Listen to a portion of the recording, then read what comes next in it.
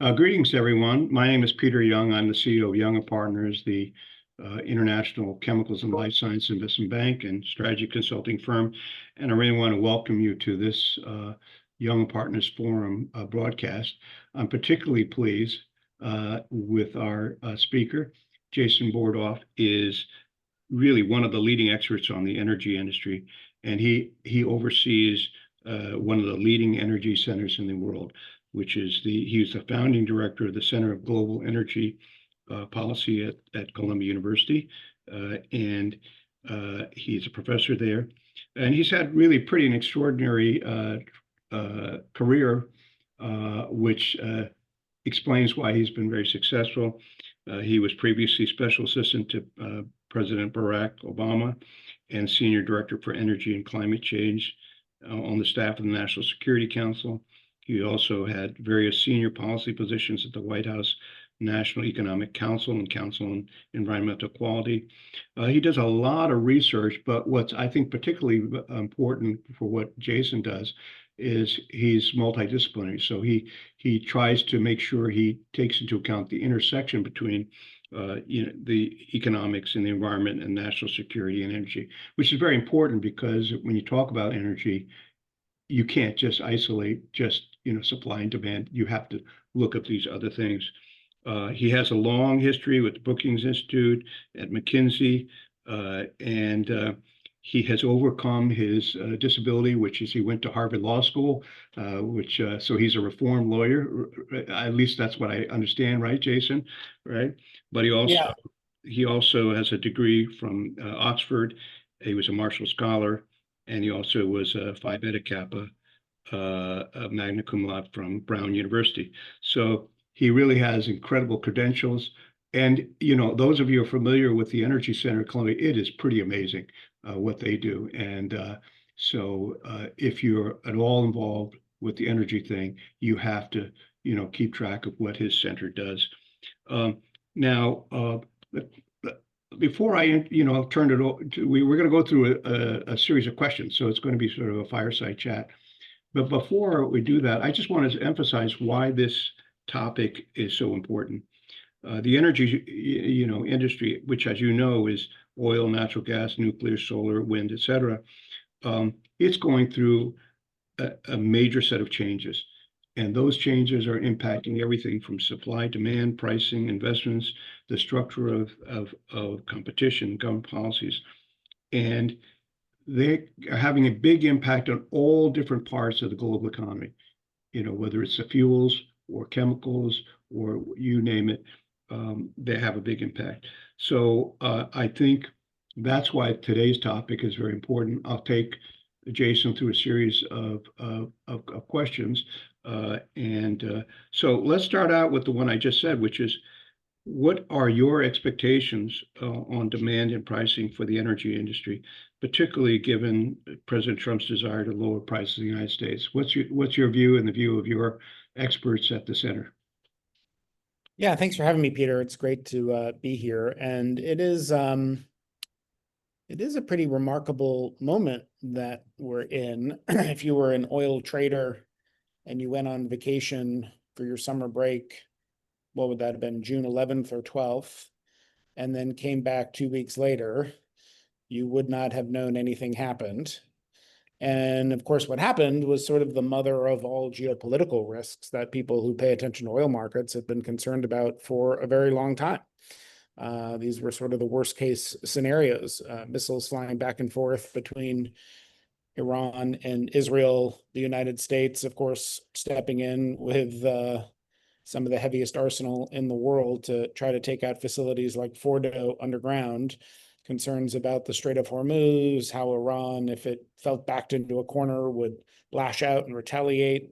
We've seen attacks before on oil facilities like Abqaiq or Iran's own facilities like Karg Island, and whether Israel would go after that. And none of that happened. Prices did go up, but again, not like $120, $140 per barrel or $200 a barrel, these nightmare scenarios. They're still relatively affordable, going from 60 to just about 80, and now in the 70-ish range. I think, you know, that at a high level, this is just a reflection of the fact that so many people in the oil market have come to discount the possibility of supply disruption. I mean, we kind of, so much of our energy policy today was shaped by the trauma, and that's the right word to use, the trauma. A senior advisor to Nixon at the time called it energy Pearl Harbor when, you know, we had the Arab oil embargo in 1973. Lines at the gasoline stations at a moment when, if you had asked the American people 6 months prior to that, most Americans barely realized we imported any oil at all, because the US so rapidly went from a major, the level of imports went up so quickly kind of throughout the 60s into the early 70s. So this was like a real shock to the system, and it really has shaped the last 50 years of energy policy. But for all the geopolitical risk in this new world that we live in, of fragmentation, competition, great power rivalry, and we could talk about how that's playing out and what it means for the energy policy agenda. We didn't see Russian oil supply disrupted after Russia invaded Ukraine. We didn't see Middle East supply disrupted now. And I think there's just a very large discount that has been placed on the possibility of supply disruption. I think in terms of the outlook for the energy market for oil, well, we can talk about gas too, and obviously they're all related, but somewhat different. The things that matter the most for all the talk of, you know, drill baby drill and a shift to a Trump administration set of policies that in the rhetoric is going to be hugely supportive of oil and gas, non-energy policy probably matters more than anything. If there is some resolution or ceasefire with Russia, and would that change the outlook over some period of time for Russian natural gas back to Europe? What is going to be the Trump administration's posture towards sanctions on Iran now? As soon as this conflict moved to the stage of ceasefire, tenuous ceasefire, Trump took to Truth Social to say China can buy Iranian oil again, and then they sort of walked that back. But what is that going to mean for Iranian supply coming to the market? And of course, tariff policy and what that means for the macro economy, and whether there's a weaker oil demand outlook moving forward. I think the general sense among the folks we have, and more broadly, is, you know, weakness in price, even though the fundamentals and inventory levels are somewhat constructive. Price is probably going to be lower by the end of the year than they are today. And the constraint on that, part of it is also just at what point you really start to see impacts on the U.S. production outlook. The days of 1 million, 1.5 million barrels per day per year of U.S. oil production growth are certainly a thing of the past. I think people were looking at, you know, 200,000-300,000. S&P says oil production next year will be lower than it is today. The latest survey from the Dallas Federal Reserve kind of shows around 60 is the price at which people think shale, you know, no longer grows. We're a little bit above that, not too much above that. So, you know, the question is whether we're on the cusp of seeing a plateau in U.S. production growth, which would be a big change economically, geopolitically, and then it raises questions about kind of the medium to longer term outlook for oil prices. Where is the new supply going to come from? What's the next Guyana that people are investing in if you think production is going to continue, or sorry, demand is going to continue to grow? Yeah. You know, Jason, you talked about the fact that there's a surprisingly less disruption to the price of oil than one might expect.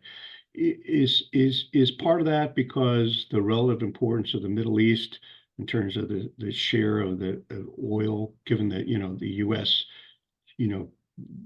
going up dramatically in share, or is it just, you know, like the stock market? Everybody's saying why the stock market doesn't react more to all this stuff is part of it just disruption fatigue. You know, I mean, it's sort of like, you know, it's like if there's a disruption every day, after a while, people start to get numb or something, or is it some combination? Yeah, I think it is. Look, the OPEC in the Middle East is still a really important share of global production, and the influence that the Middle East has on oil prices, particularly Saudi Arabia, has, in my view, always come more from not just whether they're 30%, 40%. Obviously, they created this OPEC plus arrangement to try to widen that share as OPEC share was declining.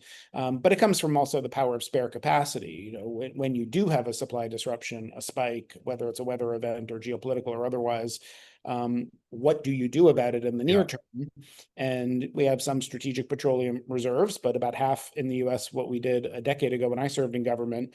And you have spare capacity in just a very small number of countries. Obviously, Saudi is the main one and a little bit elsewhere. So it's that ability to ramp up supply quickly that really is always, in my view, given OPEC kind of its influence in the energy world. Um, and as you said, I think disruption fatigue is a good way to describe it. That we just kind of cried wolf a number of times, and I think it is this partly driven by this shift and evolution. Again, I talked about sort of the toolkit that developed after the 1970s to try to increase oil security. So we reduced oil demand. We put in place fuel economy standards and efficiency standards for cars, and got oil out of the power sector because that was low-hanging fruit. One of the things we did was create a more integrated global market, right? Oil was not there was no NYMEX. It wasn't a globally traded commodity. And there's a certain interconnectedness in some ways means you're exposed to what happens elsewhere in the world, even though the US is a net oil exporter. Trump was still very concerned about gasoline prices because it's a global price. So if something happens in the Strait of Hormuz, that affects us, even if we are a net Right, exporter. right. There's a certain security that comes from being interconnected too, because Iran probably knew that if they were to close the Strait of Hormuz, they might cause damage to the US and Israel, but also to their allies like China, to the other Gulf states that they were trying to keep on their side, and to their own revenue. So in an interconnected market, there's a cost to targeting oil supply. And I think people are just going to increasingly discount. I mean, it's not a zero risk, of course, but it's just like we haven't seen it. And that's part of the reason why. It's part of the reason the US and Europe didn't sanction Russian oil exports. Yeah. Europe said we won't buy Russian oil, but Russian oil started going elsewhere instead, like India.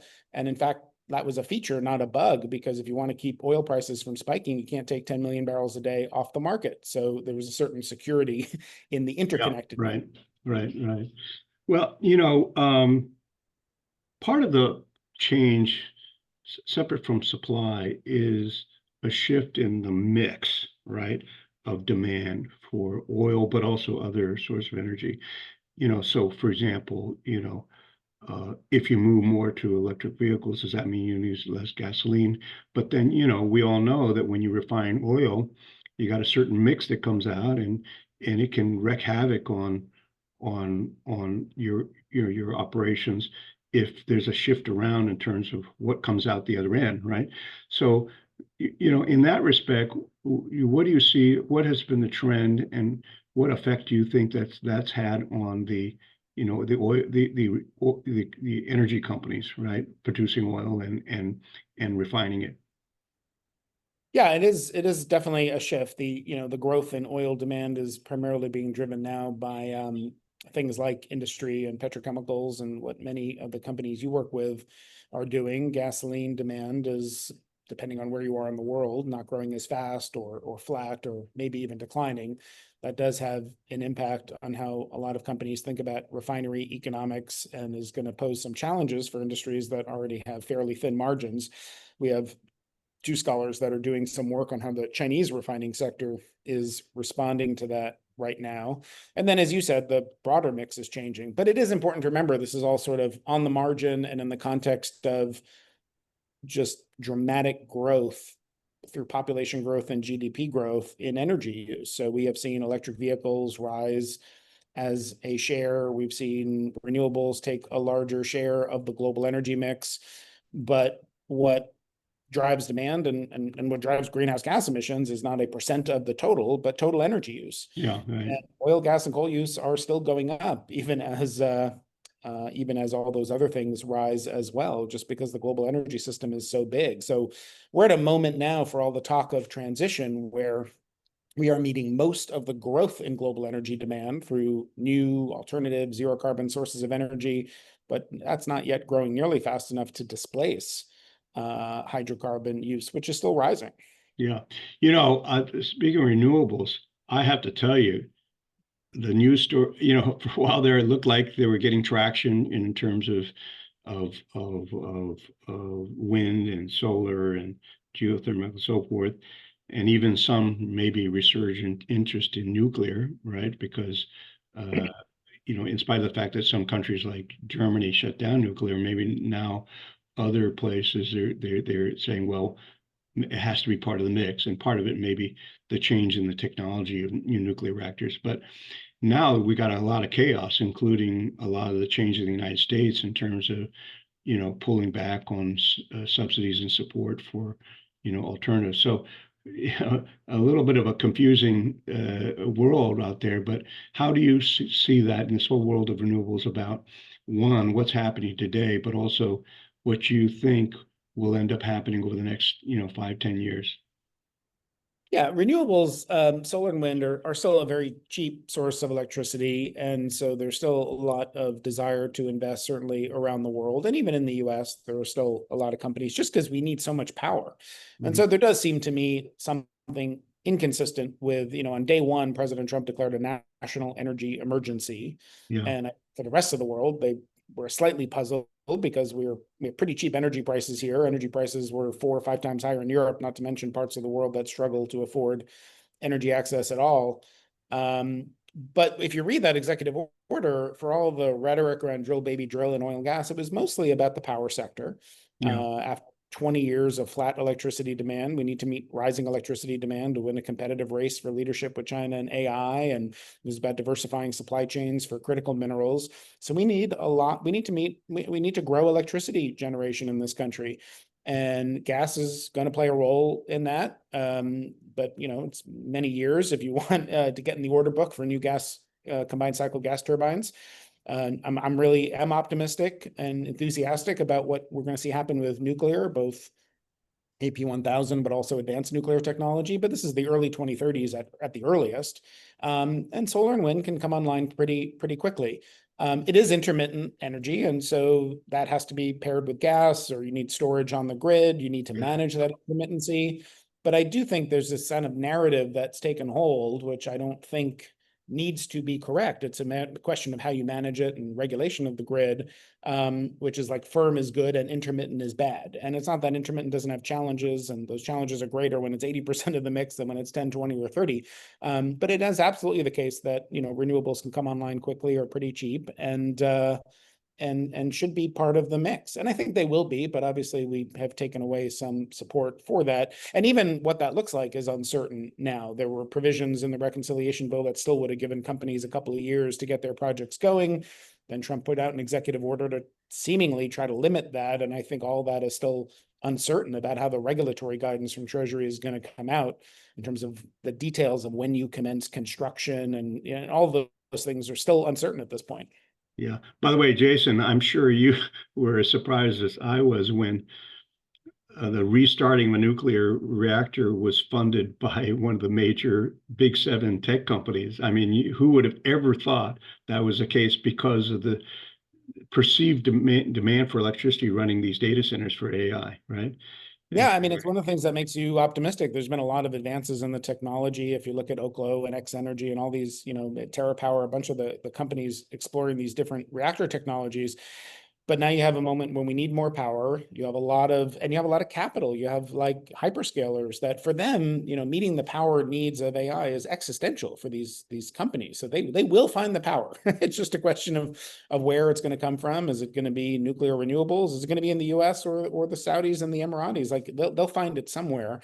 But they're willing to really put real money behind some contracts, advanced purchase commitments that I think are going to give a real momentum to nuclear if we can get the regulatory landscape right and do the technology management for these projects. I mean, the problem is, as we saw with Vogtle, these are first of a kind projects. We don't have the supply chain built out. We don't have the labor force built out. It's just getting the flywheel going is hard and costly. But we're starting to see momentum there too. New York just announced it was going to put an RFP out for a gigawatt of new nuclear. And so you start to send those demand signals, and I think we will see a response. Our audience, a lot of them are the chemical industry, and so my next question relates to a lot of them who have operations in Europe. Europe has never been low cost in terms of its source of energy. They depended very heavily for a long time on Russian natural gas, which turned out to be, pretty risky, right? As we see. Is it correct that Europe is just going to continue to be an expensive place with regard to energy costs and also the price of oil and so forth that's then used for chemicals, et cetera. Is there any relief in sight for the European industry, and I guess the chemical industry is part of that, right? Yeah, for sure. And it's, the Europeans are in a challenging situation. It is a very heavily regulated economic system there. There is a lot of red tape, as everyone who's watching this and you work with every day knows, who's trying to operate in Europe. I think what's changing is like the much stronger recognition of that. Now, whether recognition can lead to change in the kind of system that Europe has and in Brussels is to be seen. But I think we're in a moment now, and it's not just Europe, it's broadly, it's Canada and the approach Mark Carney has taken to energy policy, or the United States, this kind of reset in the energy conversation, right? You can't go to an energy conference today and walk 3 feet without people talking about pragmatism and realism. And the way I think of that, I remember writing in the New York Times in an op-ed a few years ago, if energy security of supply, reliability, affordability suffers in the course of pursuing this transition, the first thing that's going to evaporate is support for the transition. Yeah. And I think we see a lot of evidence around that in different parts of the world. And so, the new European Union Energy Commissioner has been tasked by Ursula von der Leyen with doing 3 things: bringing energy prices down, because as Mario Draghi wrote about in his economic competitiveness report, high energy prices are a very serious competitiveness challenge for Europe. Greening the economy faster and bringing Russian gas to zero. And the problem is it's hard to do all 3 of those things at the same time. Yeah. And the question is kind of which one of those wins out. And I care deeply about climate. I don't want to scrap the climate agenda, but the balance is going to look different moving forward, where the urgency of bolstering competitiveness and bringing energy prices down is just much higher on the policy agenda, and the sense of urgency for politicians across Europe and other places as well. And, I think now we have a lot of US natural gas coming to the market for export. And so energy prices are high, but not devastating. There's an assumption that Russian gas is never coming back to Europe. And I have always been skeptical of that, just because our memories are very short when it comes to energy crises. And so today it's very hard to imagine that. And what Putin's doing in Ukraine is horrific and unjustified. But, who knows what happens over some number of years. And that gas is right on the doorstep and right on the border, and it's pretty cheap. And, I don't know the time frame, but the idea that it's going to remain there forever, but never be accessed by Europe to bring energy prices down, I'm not sure I would bet on that. Yeah, no, that's right. Well, it's very interesting to see what the story is. If you step back though, Jason, with all of these variables going on, what's your view on the longer term, oil and natural gas prices? Do you see them? You see a kind of a muddled moderate scenario, or one where the prices are going to go up significantly, or whatever it is? I mean, what's your view? And I know this is a difficult question because there's so many things that drive pricing, right? There's so many things, so it's a difficult question to answer. But do you have a view on that? Well, I mean, I think, as I said, I think, I would bet prices are gradually drifting downward in the near term, say toward the end of this year. We obviously saw OPEC just decide to bring barrels back to the market even faster. This all does depend on sort of the macro outlook in China, and there are some supply questions as well around Iran or US shale. I think the comment I made sort of earlier, if you're taking a longer term outlook over the next decade or so, then there's real question around the demand outlook. I mean, the International Energy Agency has said demand for all fossil fuels peaks by the end of this decade. Yeah. And there's good reason to be skeptical of that. And, oil demand, maybe it grows not 1.5 million or 2 million barrels per day per year, but if it's even growing 7, 8, 900,000, as probably we'll see this year, and that continues for the next decade, and it's harder to make a dent in oil demand than I think is always appreciated.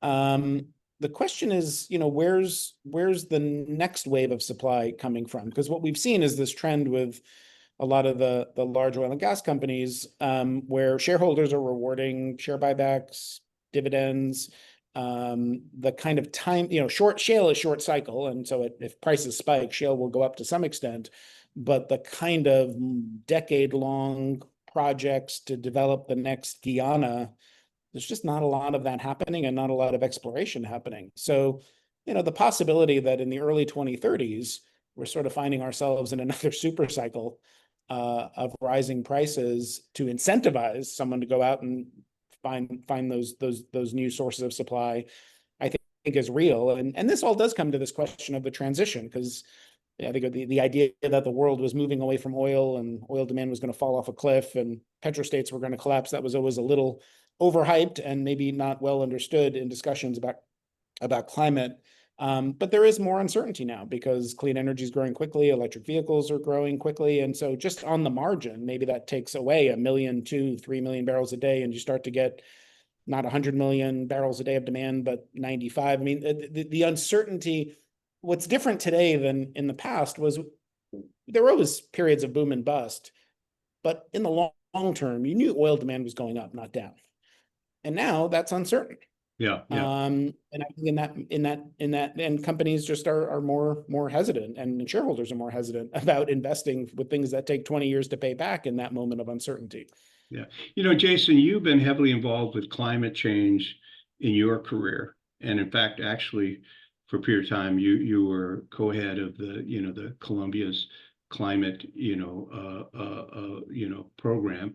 And the natural thing, of course, is there's some urgent issues around, climate change and global warming, but then a lot of it directly clashes with, with the energy industry and oil. So there's a tug of war that's going on, right? As you know, how do you see that playing out right now? Because it's back and forth in the U.S. and more recently they've pared back on a lot of things that, that were favoring renewables and so forth. So, how do you see that playing out? Yeah, it's a really important question because, as I said, we're in this moment of reset, and words like pragmatism and realism, and nobody quite knows what those words mean. But when some people use those words, it means this whole climate thing is just too hard. So maybe we just can't worry about that as much. We got to keep energy prices affordable for people, and I don't think that can or should be the right answer either.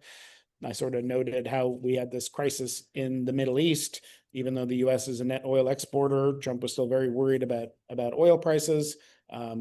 And then the lesson from that should be kind of let's reduce demand and make our economy less dependent on oil. Right, But right. then almost simultaneously, we repealed a bunch of government incentives for things like electric vehicles and things that would reduce dependence on oil. And at the same time, records were being broken with heat waves in the United States, in Europe, this catastrophic and horrific flood. And I don't want to attribute every extreme weather event to climate change, but directionally, we know climate change makes these sort of things more severe than they would otherwise be.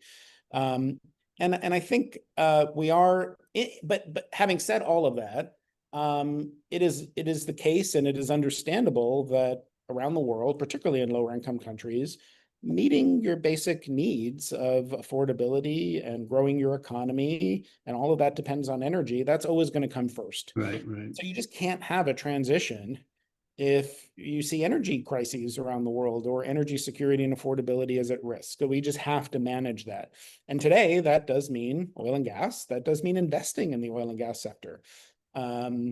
This IEA, the International Energy Agency report about a net zero by 2050, which often was mischaracterized as stop investing in oil and gas. Even in that scenario where we get to net zero by 2050, which is very hard to imagine right now, Right, right. you still had $400 billion a year of investment in oil and gas that was needed because decline rates are so steep. So it's like a temporal thing. We have to sort of navigate the investments needed today to manage energy affordability while we scale up and don't lock ourselves into decisions that are very hard to reverse decades from now. And the last thing I would say is the pendulum just always swings on issues like this. And so I think it is hard for me to imagine, given the impacts of climate change we will increasingly see, that the world, broadly speaking, and it looks different in different places depending on how wealthy you are and how responsible you are for this problem, is going to be as complacent, frankly, with the impacts of climate change as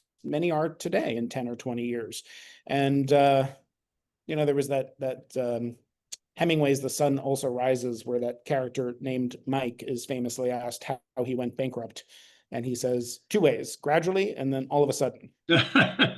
And and if you look at the history of the American environmental movement for Yeah, local air pollution yeah, and pollution to our waterways, there's a really good book by the American historian Douglas Brinkley about the history of the American environmental movement. And you really see it moves in a nonlinear way. Like even after Rachel Carson wrote her famous book about DDT and pesticides, like the levels of DDT use kept going up. And then it kind of all changed pretty fast. And I think the general sense of urgency where people say to elected leaders, we just can't keep living like this. Something has to change. This isn't okay. That social mobilization tends to move in a nonlinear fashion.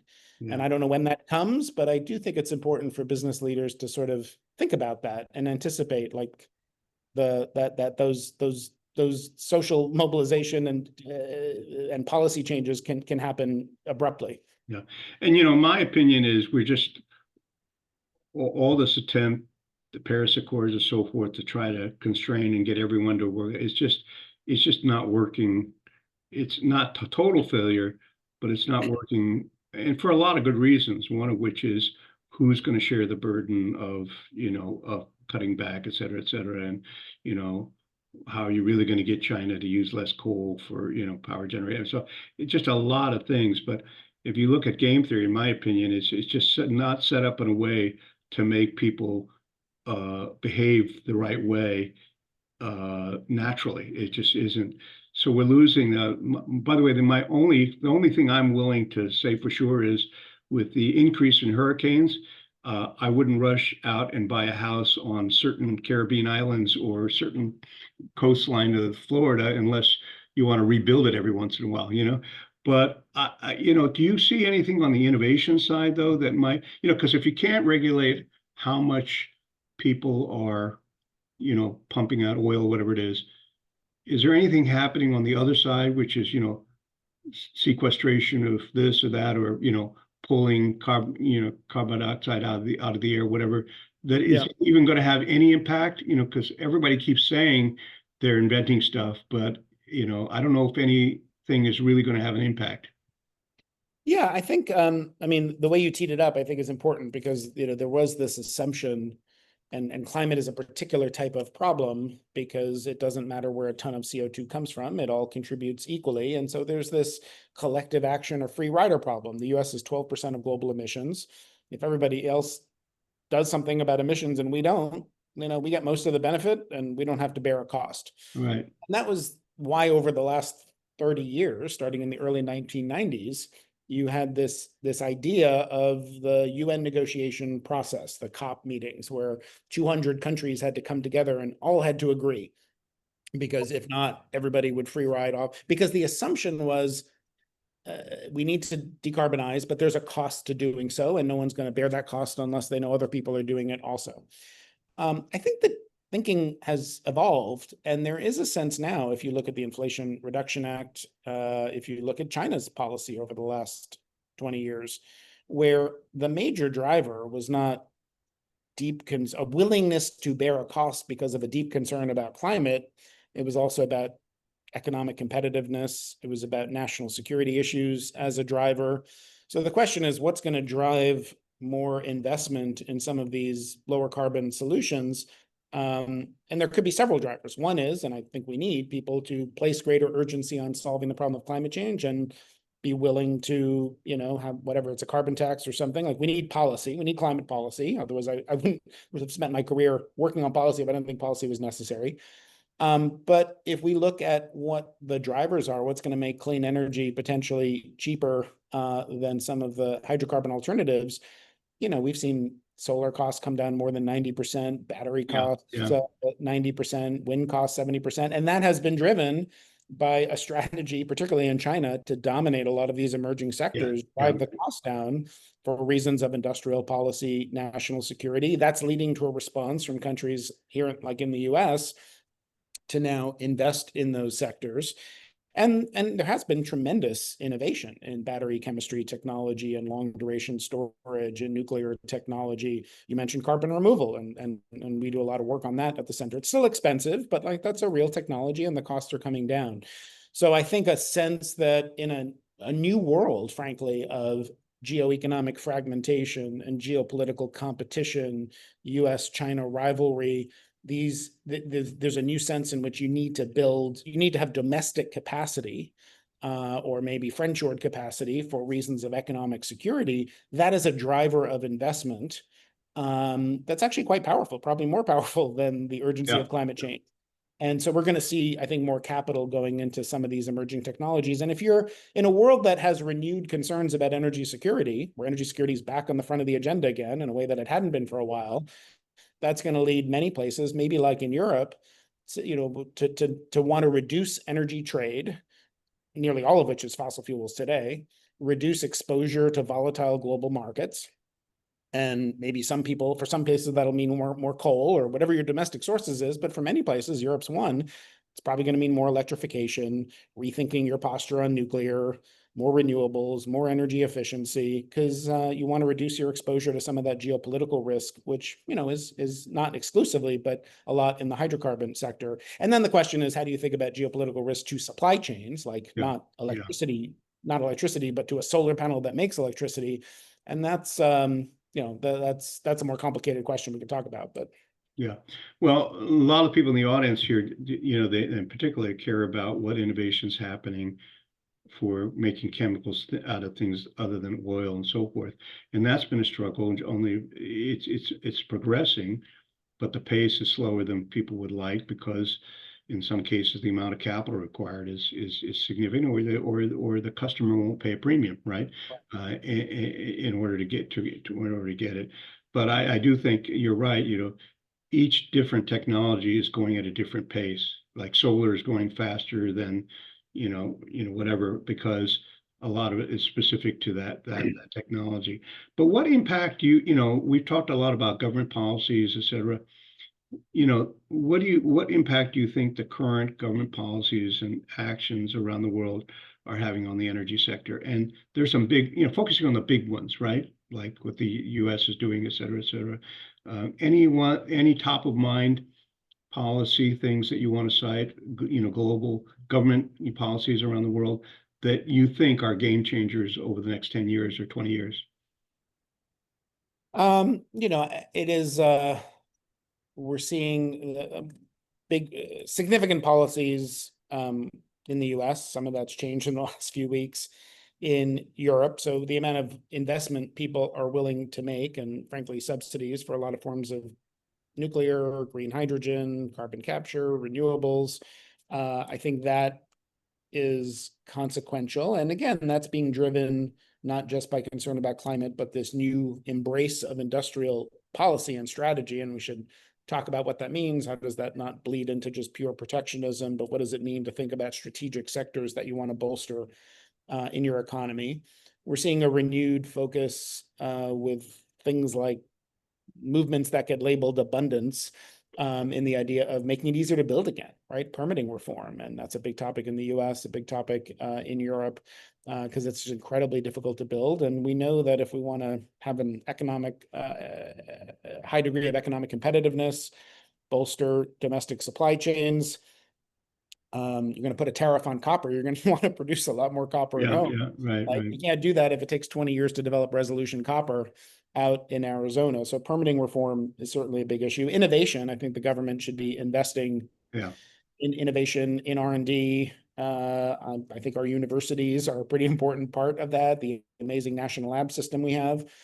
And then the last thing is really this kind of driver of competitiveness and national security. I mean, if you look at why clean energy costs and electric vehicle costs have fallen so fast, a lot of it does have to do with the policies China has put in place. And that was a strategy that China had, not just to dominate a lot of these emerging sectors, but they didn't want to depend on imported oil. So they invested heavily to electrify their vehicle fleet. More than half of the new cars sold there are electric. They wanted domestic forms of energy. That meant a lot of renewables and a lot of coal.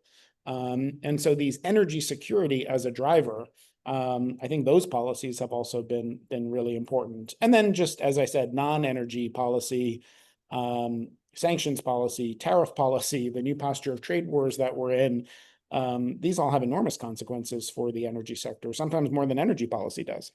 Yeah, that's right. By the way, this whole thing about self-sufficiency and so forth is both a good and a bad thing. It really depends upon the circumstance. My next to last question And is, it's expensive, right? I mean, like yeah, you're gonna have to pay a premium for yeah, self-sufficiency. It's gonna be exactly. inflationary. Yeah. Now, you have to work a lot with the Middle East companies and governments and so forth. And it's well known that one of their objectives is to try to be more diversified and less dependent upon oil. There's a specific impact on the chemical industry because um, when the Middle East countries look around and say, okay, if I want to diversify away from oil, what are the things that clearly I'm comfortable with? And clearly chemicals is one of them, right? Because it's many of them are already in it, but also it's kind of a second cousin of the oil industry. Uh, could you maybe talk about the strategy of countries in the Middle East with regard to their effort to diversify their economies? Because this is very, very important because one, these are players who have very low cost raw material to make chemicals, for example. But also they may go overboard and just build too much, right? Yeah, and there is a goal to diversify their economies for sure. That doesn't mean they're moving away from a recognition that the world still needs a lot of oil and gas, and they still need to be investing a lot in oil and gas. So oil and gas is still a very important part of the strategy, still an incredibly significant part of the budgets and the revenue for large Gulf states like Saudi Arabia. But you look at a country like Saudi Arabia too, and what has happened in terms of economic and social reform and modernization there in the last half decade or so is really quite extraordinary, given some of the risks that people were worried about when that process started. Less than a decade ago. They've invested a lot in clean energy. And again, that doesn't mean they're moving away from oil and gas, but they've invested in renewables, in green hydrogen. And part of the challenge, as you said earlier, is there's a lot of people who want to make green hydrogen. There's not as many people who want to buy it because Yeah, it's yeah, expensive. right, exactly. So And that's been a disaster for certain CEOs, right? Who were it's betting on hydrogen and then, lost their job, right? it's not, you need policy support because it's hard to compete Right. right now. And so, we did see that. And then it's a lot of capital in the Gulf, and there are sectors we talked about a moment ago that need a lot of capital. So we've seen this series of announcements from governments and companies in the Gulf related to the export of US semiconductor chips, co-investments in new data centers. A lot of the hyperscalers and tech companies are spending a lot of time in the Gulf because there's real partner, there's cheap energy and there's a lot of money. And I think that is also a very intentional strategy and a smart strategy on the part of Gulf states. And it does raise interesting questions for the United States to think about from a national security standpoint. If it's hard to build in the US, we've taken away some support for some parts of electricity generation, certain forms of electricity generation. We can't get permitting reform right. It's impossible to build here. People will find a place to put their data centers that makes sense. And how should we think about that as a national security issue if lots of hyperscalers are going off and locating data centers and equipment for artificial intelligence in other parts of the world? There's some real issues to think about there, particularly in this new world of great power competition with China. Yeah. Well, Jason, you're not a chemical geek. Thank God for you, by the way. But I can reflect on one aspect of this diversification that's had an impact on the chemical companies, and that is very simple, which is unfortunately the commodity chemical industry is suffering very, very dearly right now because on top of the normal cycle of building too much and then capacity utilization go up and down. Two things have heaped on top to make it even more miserable. One is the incremental capacity that the Middle East players have put on in chemicals Right. as part of the diversification. And, you know, there at least you could say, okay, there's a logic, they're low cost, right? So forth, you know, in terms of raw materials, et cetera, et cetera. The part that's not related to this discussion, though, but has an impact is the Chinese building lots of commodity chemical plants where they don't have any particular advantage. It's just import substitution and this whole industrial policy of, well, we're going to have import substitution and we want to have security supply. Well, you know, that's driven overcapacity to a level that's extremely painful. So, but part of it is the diversification of the Middle East players and building capacity that normally in a normal cycle they wouldn't necessarily do. I'd like to end, you know, because we want to do this at about 45 minutes, and that is I'd like you to tell the audience a little more about what your energy center is doing now, what some of the activities and projects you're particularly excited about. You know, I know some of them, but you know, it'd be great to hear about the things that you know, what is the center doing overall, but also what are some of the exciting projects that you're working on? Yeah, well, I appreciate the question, and thanks for asking. And would love to work with anyone watching who's might be interested in learning more about it. So the Center on Global Energy Policy is the largest energy think tank in the United States. We have about 100 people sitting in New York City, in addition to lots of faculty across Columbia University we can draw on when we need them for expertise. And if we're thinking about the future of oil demand and you want to understand where electric vehicle costs may be headed, you want to understand where battery chemistry technology may be headed. There's 24 faculty sitting in the engineering school doing nothing but studying that every day. And you can kind of replicate that for almost any question you have. That's what's great about being part of a great research university. I spent 5 years at the Brookings Institution, which is a very good think tank, but you just don't have the same depth of expertise that you do at a research university. What I think universities are not always good at, and I felt this way as a policymaker in the White House for 4 years, is taking all the knowledge and expertise they have and making it useful to the real world in the formats and timeframes that the real world needs, which would be to reach out to universities or faculty and say we're thinking about something, or we have a lot of issues on our desk. The world's moving really fast. These are really complicated. You're bombarded by advocacy information, frankly, when you're in a policy role, and industry will say commission a study that says something, and environmental groups will commission a study that says something. And what you're looking for is like the best trusted sources of analysis you can find. Universities have a lot of that. They just, don't always have the ability to respond as quickly as you need, or in the formats that are accessible and useful to you. So that was the idea for the Center on Global Energy Policy. And we have about 65 researchers. And I think connecting the high quality rigor of academic scholarship to helping decision makers in the private sector or in the public sector understand what's happening in the world so they can be well informed, make good decisions. And the other thing that I think is a little unique about us, and probably just comes from my own background, approaching these issues of energy, environment, climate through my former experience at the National Security Council, is really trying to be intentional about connecting energy, traditional energy, oil and gas, energy transition, and clean energy and climate policy with national security, foreign policy, international economics. So we have a lot of depth in sanctions and tariffs in China and Saudi and Russia, and as well as oil and gas, as well as nuclear and renewables and climate policy. And I think, again, in this moment where we are seeing a world now that is becoming more fragmented, there's more geoeconomic competition, there are more energy security and national security concerns, as well as, I hope we haven't forgotten about the urgency of dealing with climate change. You got to think about all those things at the same time because they're all connected. Yeah. And I think there's a growing recognition of that, but that's sort of our sweet spot. So we have a whole program on trade and energy and the energy transition. We do a lot of work on critical minerals. We do a lot of work on nuclear and AI, and those are things that have a strong strategic national security dimension, as we talked about before with the Gulf states, as well as just being energy questions.